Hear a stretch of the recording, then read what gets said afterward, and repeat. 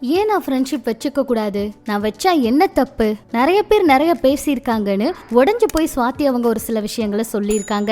அதே போல சுந்தரி serial Gabriela அவங்க பிரசவ வழியப்ப நடந்த உண்மையும் உடைச்சு பேசியிருக்காங்க. பெண்கள் பற்றி சிம்பு அவர் என்ன சொல்லியிருக்காருன்னு தெரியுமா? அப்ப திருமணத்துக்கு என்னதான் முடிவெடுத்திருக்காரு, வாங்க என்னாச்சுங்கிறத இந்த வீடியோல பார்க்கலாம். திரவியம் அவர்களை பத்தி சமீபத்துல சுவாதி அவங்க பேசும்போது ஒரு சில விஷயங்களை ரொம்ப எமோஷனல் ஆகி சொல்லியிருக்காங்க. நிறைய பேர் வந்து இவங்களை ரொம்ப நோகடிக்கிற மாதிரி கல்யாணம் பண்ண பையன் கூட என்ன உனக்கு என்ன பேச்சு அப்படின்லாம் கேட்குறாங்களாம். எதுக்கு ஃப்ரெண்ட்ஷிப்லாம் வச்சுட்டு அப்படின்லாம் சொல்லுவாங்களாம்.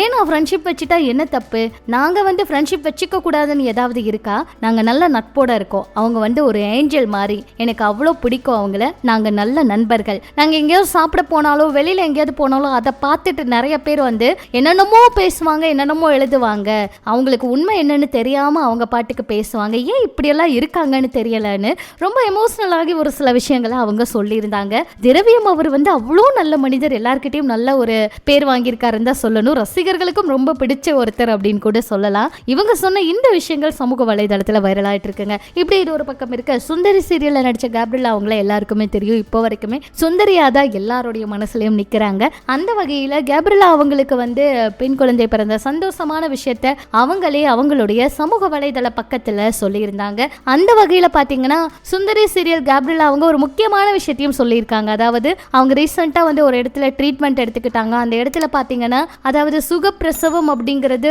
அதாவது சின்ன வழியை கூட நான் தாங்கிக்க மாட்டேன், என் அம்மா அப்பாவுக்கு தெரியும் நான் எவ்வளோ வழிபட்டிருக்கேன்னு, சின்ன வழியை கூட நான் தாங்கிக்கிட்டது கிடையாது, இவ்வளோ பெரிய வழி நான் தாங்கியிருக்கேன் அப்படின்னா அதுக்கு காரணம் இவங்க தான். இவங்க நல்லா கைட் பண்ணாங்க எனக்கு. நான் பிரசவ வழியெல்லாம் வந்து ரொம்ப கஷ்டப்பட்டேன், ஆனால் வந்து எனக்கு எல்லாமே சரியா போயிடுச்சு, இப்போ நான் ரொம்ப சந்தோஷமா இருக்கேன். சிஸ்டருக்கும் இங்கே தான் குழந்தை பிறந்துச்சு, ரொம்ப சந்தோஷமா இப்போ இருக்காங்க. இதெல்லாம் நினைக்கும் போது எனக்கு ரொம்ப சந்தோஷமா இருக்குங்க. கண்டிப்பா டாக்டர் எல்லாருக்கும் நன்றி சொல்லியே ஆகணும் அப்படிங்கிற மாதிரி ஒரு வீடியோவை வந்து ஷேர் பண்ணியிருக்காங்க. இதை இப்போ சமூக வலைதளத்தில் பார்த்த ரசிகர்கள் எல்லாம் கூட நிறைய லைக் பண்ணிட்டு இருக்காங்க. இப்படி இது ஒரு பக்கம் இருக்க, சிம்பு அவருக்கு எப்போ திருமணங்க அப்படின்னு எல்லாரும் கேட்டுட்டு இருக்காங்க. தக் லைஃப் படம் வேற சீக்கிரமா ரிலீஸ் ஆக இருக்கு. கமல் சார் சிம்பு அவருடைய காம்போல படம் எப்படி இருக்கு அப்படிங்கிற மாதிரி மிகுந்த எதிர்பார்ப்போட ஃபேன்ஸும் வந்து அவ்வளோ ஆவலோட காத்துக்கிட்டு இருக்காங்க. இந்த நிலையில கல்லூரியில் நடந்த ஒரு விழாவில் சிம்பு அவர் பேசும்போது என்ன சொல்லியிருக்காருன்னா, ராம்குமார் பாலகிருஷ்ணன் அவருடைய இயக்கத்தில் கல்லூரி மாணவன் ரோலை ஏற்றிருக்கேன், அந்த ரோல்ல நடிக்க வேண்டும் அப்படின்னு இயக்குனர் என்கிட்ட சொன்னதுமே என்னால் முடியுமாங்கிற சந்தேகம் வந்துருச்சு, நான் என்ன காலேஜ் ஸ்டூடெண்ட் மாதிரியா இருக்கு அப்படின்னு சொல்லி ஸ்டூடெண்ட் கிட்டையும் இதை பத்தி கேட்டிருக்காரு. அதுக்கு அவங்க எல்லாருமே ஆமான்னு சத்தமா சொல்லியிருக்காங்க.